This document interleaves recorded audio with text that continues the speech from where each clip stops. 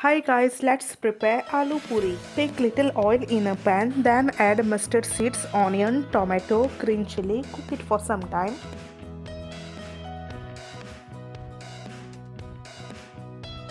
Then add potato, turmeric powder, salt, coriander and required water.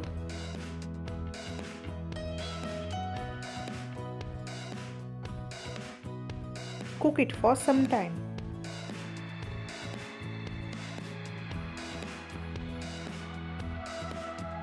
For preparation of puri, take all-purpose flour, pinch of salt, ghee and required water.